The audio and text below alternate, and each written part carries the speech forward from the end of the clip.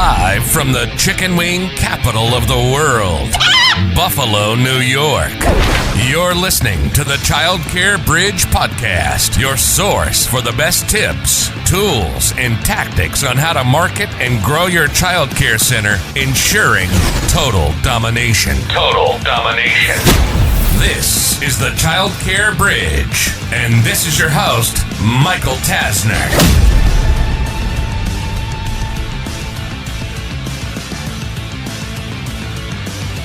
Hey there, and welcome to this week's episode of the Childcare Bridge. Today's topic comes from a question from a listener that was asking point blank, Michael, what do I do if we're getting leads, but none of those leads are converting into enrollments? So this is something that I see on a pretty regular basis where leads will come in. You'll make an attempt, so whether it's a phone call, an email, you'll try something to activate that lead. And then you'll either not get a hold of them, you'll call and they're just not interested, or maybe they no-show. And then you kind of get down on things and say, well, all the leads are terrible.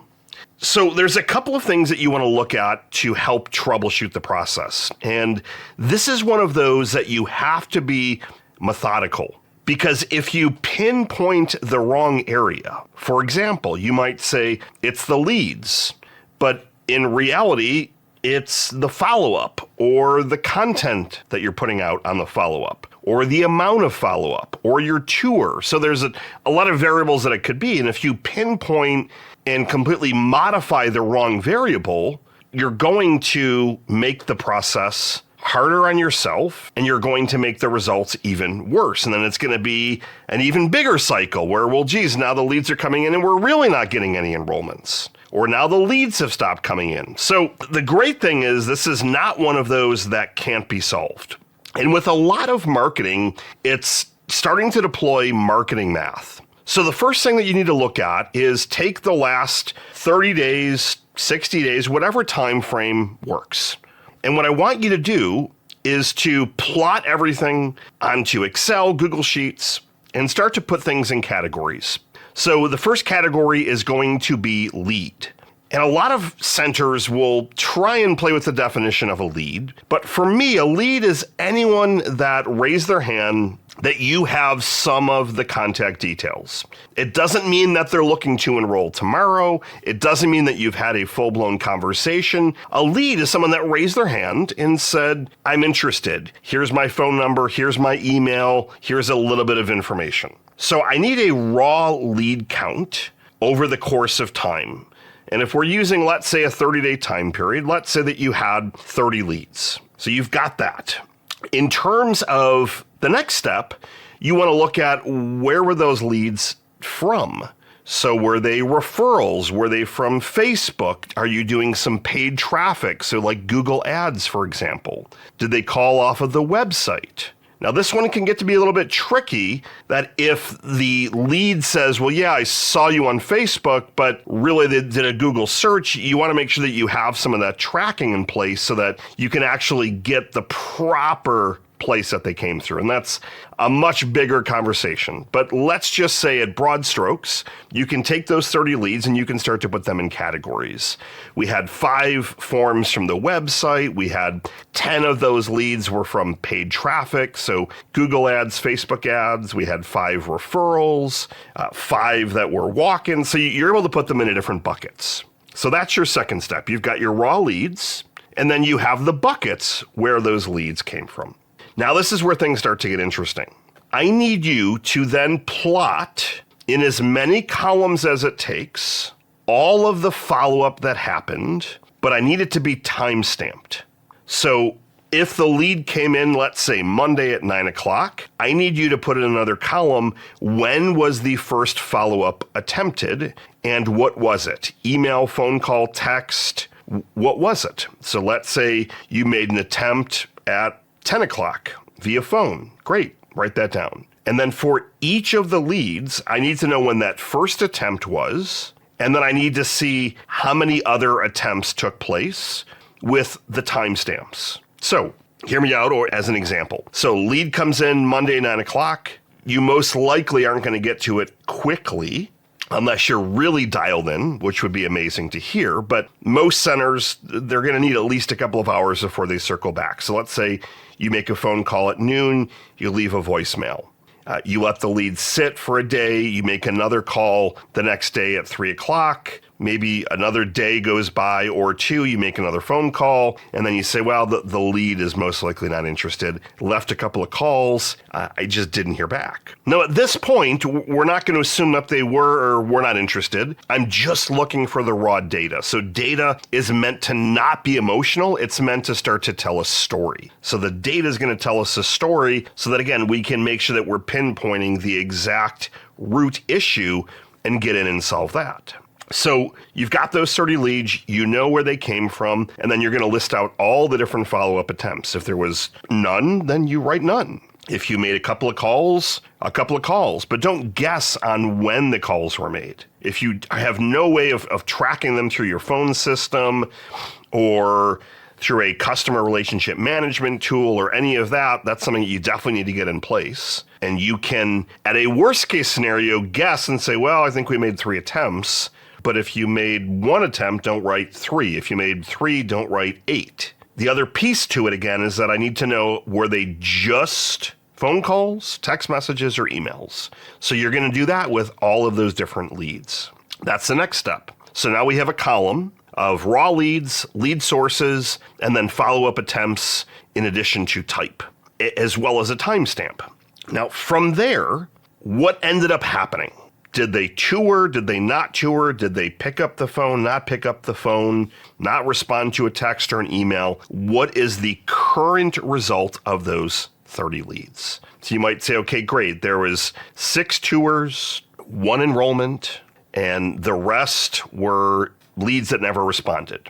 Or you might say 6 tours, 1 ended up turning into an enrollment. We had 4 no-shows, and the other 20 leads we have not been able to get a hold of. That part is extremely important, but it's the current status. It's not what you're predicting. If they've given you a verbal, you can write verbal, but it's what is the actual current status. Now, armed with all of this data, we can start to get things a little bit closer. So the easy place to blame is saying the leads are terrible. And in doing this for 20 plus years, it's rarely ever the leads. Now, that's not to say that every lead that's going to come in is going to be a slam dunk. With Facebook, for example, if you're running certain types of ads, all that someone has to do is click a little button, and it will fill their information in and send you a form. But they still have to click a button and then a second button. So they're still having to take some steps, but it's pretty easy for you to get that lead. Other times they have to jump through a couple of hurdles. Maybe they have to go to a website and then fill out a long form. So there's a lot of different ways that those leads could come in. But right now, we're really focused on kind of raw number of leads. Where do those leads come from? What do the follow-up look like? And what's the current status to really be able to start to make some marketing decisions? But before you go blaming the leads, you have to do the analysis that I'm going to take you through. So of those 30, the first thing that you need to have an honest conversation with is, did you follow up with those leads aggressively? To me, aggressively is phone, email, text. Lead comes in, you're calling that lead ideally within 60 minutes. And if they're not picking up or responding to an email or a text, you're going to follow up at least 1, ideally 2 other times during the course of the day using all of those places. So they're getting an email, a call, a text, an email, a call, a text, an email, a call, and a text. 9 attempts on day 1. And those first 3 attempts are happening rapidly. Now, after that, you should be following up at least once a day using those different tactics. And you're going to do that roughly for 7 to 10 days. Now, if you can tell me that you did all of those, so all 30 leads got 9 follow-ups on day 1, you were following up day 2, day 3, day 4, email, calls, texts, you have everything time-stamped. If you're doing all of those activities, then we're going to keep going through the analysis and lasering in on what's actually causing those lack of enrollments. Because if I were to take a few steps back, with 30 leads, you should be able to generate anywhere between 5 and 15 tours. And of those, you shouldn't be closing less than 70% of your tours. Now, those are metrics across hundreds of centers that we're working with. So if you can't say that you had an extensive amount of follow-up, the first thing that I always focus in on is how can I improve the speed of the follow-up, the quantity of the follow-up, and the quality. So if I'm getting leads day after day after day, and the leads aren't converting, and I can't sit and say, well, I gave these leads some really great follow-up, I always pinpoint the follow-up. That doesn't mean that that's going to be the issue. However, that's one of those that, regardless of if you improve it and it wasn't the core issue, that's only going to help things. If you pinpoint it and said, well, I really think it's the leads, and you were to change all your lead sources, and then all of a sudden the leads dry up, or the type of leads that are coming in aren't the right leads, and you're like, well, geez, nothing has worked. That's one of those that it's a lot tougher to change course back and really get things into a better spot. So improving the speed, the quantity, and the quality of your follow-up is only going to help drive better results. So that's the first thing. If you've got leads, but you can't tell me that, yeah, Michael, we've hit the follow-up hard, we've followed up lots of times, and we only were able to get the 6 tours, it's your follow-up. So start there. Now, if you were to say, well, we've got average to good follow-up, so you can say, yeah, we didn't make 9 attempts the first day, but we made 5 attempts, and then we kept following up every day, then we're going to keep going on to the next stage. So from there, what I'm looking for is there any pattern to the people that ended up coming in for a tour and or the people that with your follow-up you were able to get a hold of? Are there certain types of leads that were non-responsive? Did those 6 tours all come from referrals? Were the 6 tours all from Google AdWords? So you want to start to analyze that particular aspect to see, are there certain leads that you are converting better? And that's making the assumption that you were able to do a moderate to good amount of follow-up. You may not have hit that gold standard that I'm looking for, but you did some follow-up. Now, in that case, we are going to start to look at, is it the lead sources? But the final step to that is that number of tours to converted enrollments.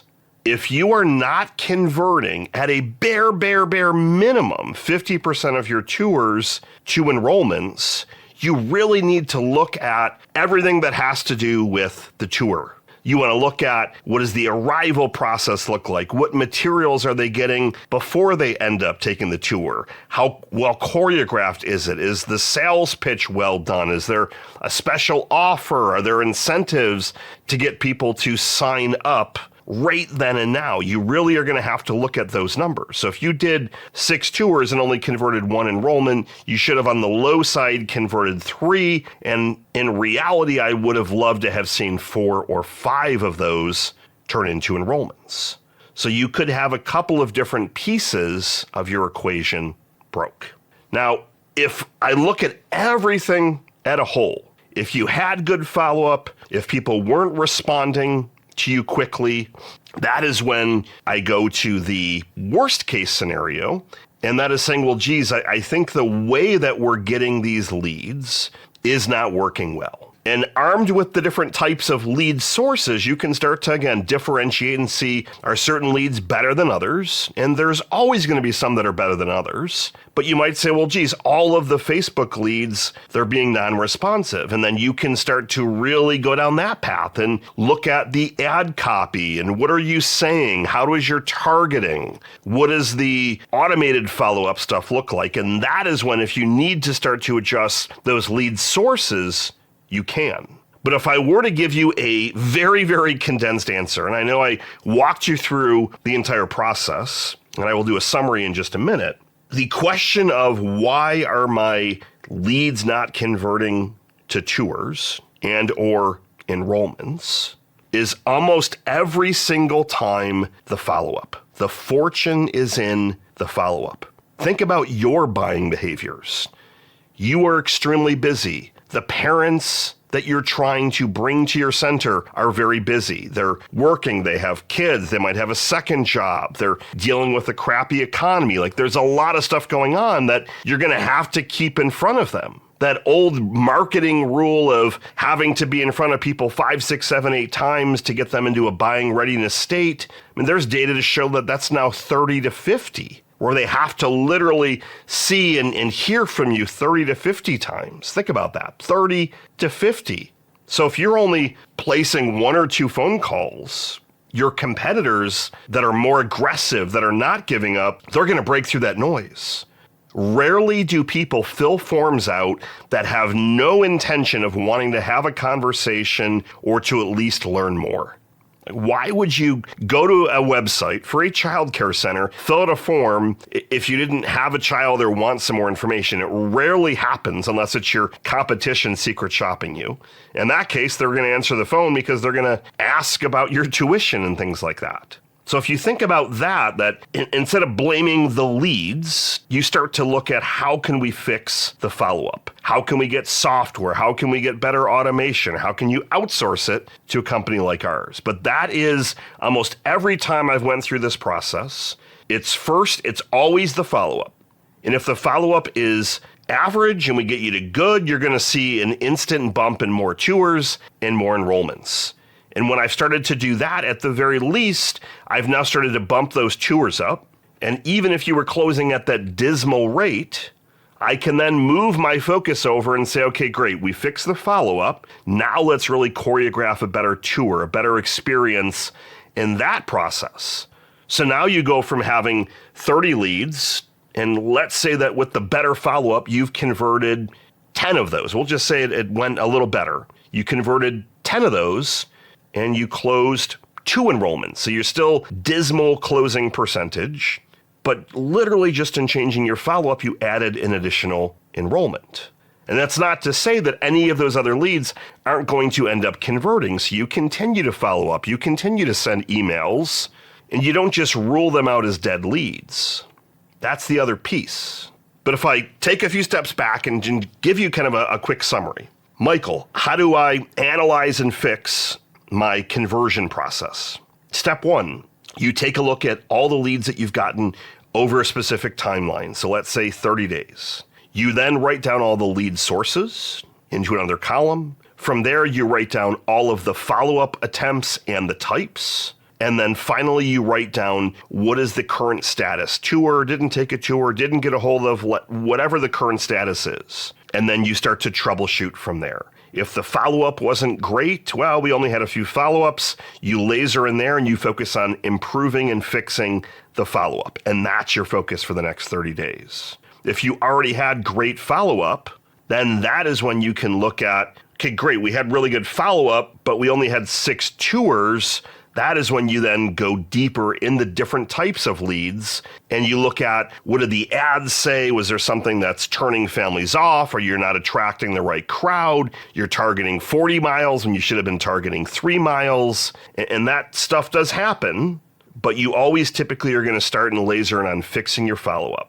From there, after you fixed your follow-up, look at the metrics again. How many tours do you have now? So if your tour number goes up and the lead number stays consistent, you know that things are already improving, and it's not necessarily the leads. From there, you then look at how is that conversion from lead to tour to enrollment. And if you're getting a fair amount of tours, but you're not closing those enrollments, that's when you then laser in on how can I fix and improve my tour process to where it's $1 million tour and people want to have that amazing experience. That is how you fix and optimize your lead to conversion issue. Rarely ever is it a lead issue. If I were to make up a statistic on the fly, I would probably say roughly 10% of the time it's a lead issue. It's 70% of the time is the follow-up. The other percentage is looking at how can we have that better tour. But that is what you do to start essentially getting more money without having to invest anything else. Hope you enjoyed today's episode. Appreciate you tuning in. Have a wonderful rest of your day. Good morning, good afternoon, and good night. See you next week.